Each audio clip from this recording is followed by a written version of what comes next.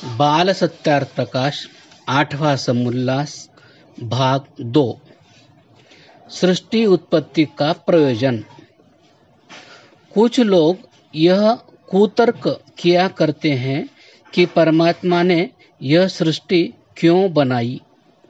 यदि परमात्मा इस सृष्टि को न बनाते तो स्वयं भी आनंद में रहते और जीवों को भी सुख दुख प्राप्त न होता। इस शंका का समाधान निम्न है। 1. ये आलसी और दरिद्र लोगों की बातें हैं, पुरुषार्थी की नहीं। 2. जीवों को प्रलय में क्या सुख व दुख है।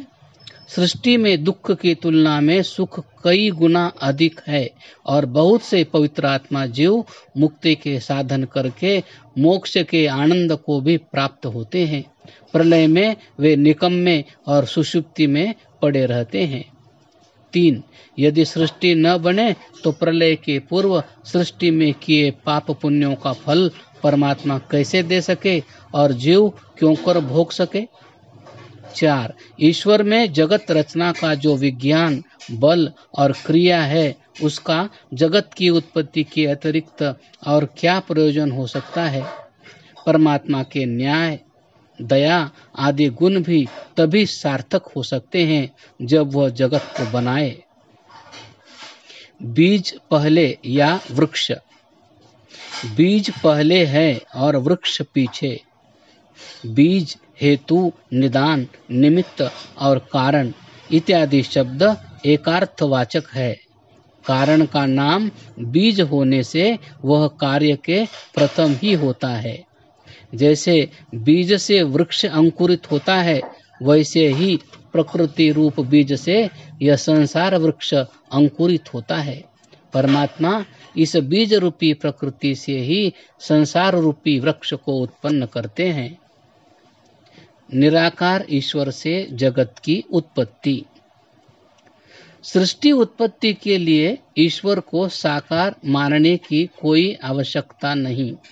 वस्तुतः जो साकार है वह ईश्वर ही नहीं, क्योंकि साकार परिमित, शक्ति युक्त तथा भूख प्यास आदि से युक्त होगा। साकार ईश्वर सृष्टि का निर्माण कर ही नहीं सकता। यदि परमात्मा साकार होता तो हमारी भांति त्रसरेणु, अणु, परमाणु और प्रकृति को अपने वश में ला ही नहीं सकता। परमात्मा अपनी अनंत शक्ति, बल और पराक्रम द्वारा वह सब कार्य करता है जो कि जीव और प्रकृति से कभी हो ही नहीं सकते। देहधारी न होने से परमात्मा प्रकृति से भी सूक्ष्म और उसमें व्यापक है, अतः वह प्रकृति को पकड़कर जगदाकार कर देता है। निराकार परमात्मा का बनाया जगत भी निराकार होना चाहिए, ऐसा कहना लड़कपन की बात है, क्योंकि परमात्मा जगत का उपादान कारण नहीं है, अपितु निमित्त कारण है। इस जगत का उपादान कारण प्रकृति है। यदि प्रकृति निराकार होती तो संसार भी निराकार होता। उपादान कारण प्रकृति के बिना प्रभु संसार को नहीं बना सकते। यह प्रकृति अनादि है। इस प्रकृति का और कोई कारण नहीं है, क्योंकि मूले मूला भावाद मूलम मूलम। मूल का मूल अथवा कारण का कारण नहीं हुआ करता।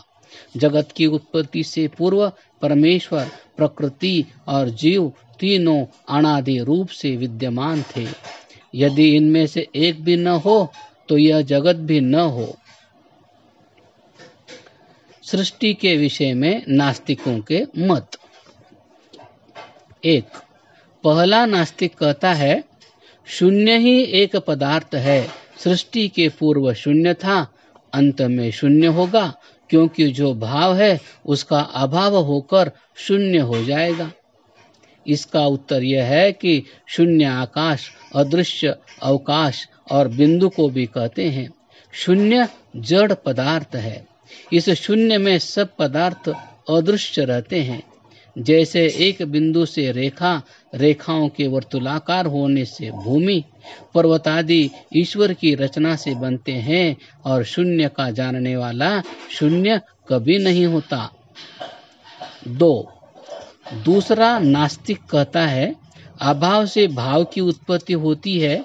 जैसे बीज का मर्दन किए बिना अंकुर उत्पन्न नहीं होता, परंतु बीज को तोड़कर देखे तो उसमें अंकुर का अभाव है, अतः अभाव से उत्पत्ति हुई।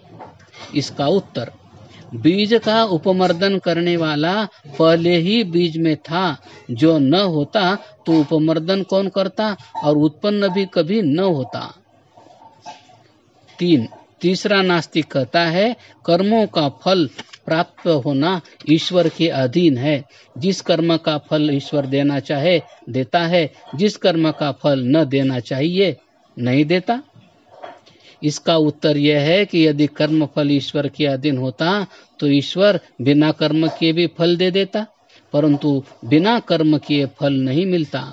वस्तुतः मनुष्य जैसा कर्म करता वैसा ही ईश्वर फल देता है। 4. चौथा नास्तिक कहता है बिना निमित्त के पदार्थ की उत्पत्ति होती है। जैसे बबूल आदि वृक्षों में तीक्ष्ण अनी वाले कांटे न जाने कहां से आ जाते हैं, ऐसे ही सृष्टि के आरंभ में शरीर आदि पदार्थ बिना निमित्त के होते हैं। इसका उत्तर स्पष्ट है। यदि अनिमित्त से ही पदार्थ उत्पन्न होते तो बिना कांटे वाले वृक्षों में भी कांटे उत्पन्न हो जाने चाहिए थे। 5.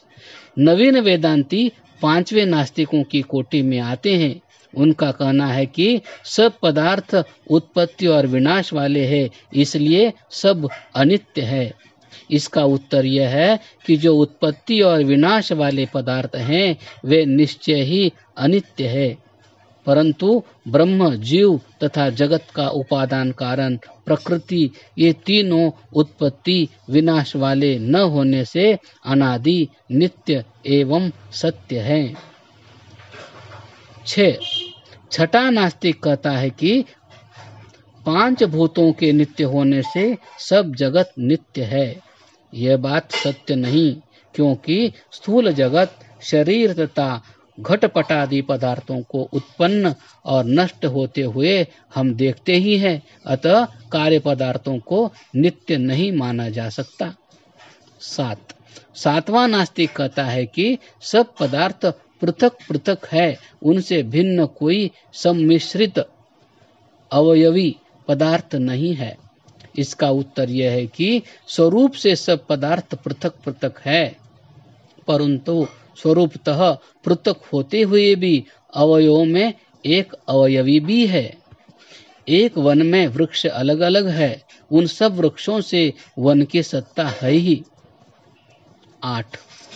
आठवां नास्तिक कहता है कि सब पदार्थों में इतरेतर अभाव की सिद्धि होने से सब अभाव रूप हैं। जैसे गाय घोड़ा नहीं और घोड़ा गाय नहीं, अतः सबको अभाव रूप मानना चाहिए।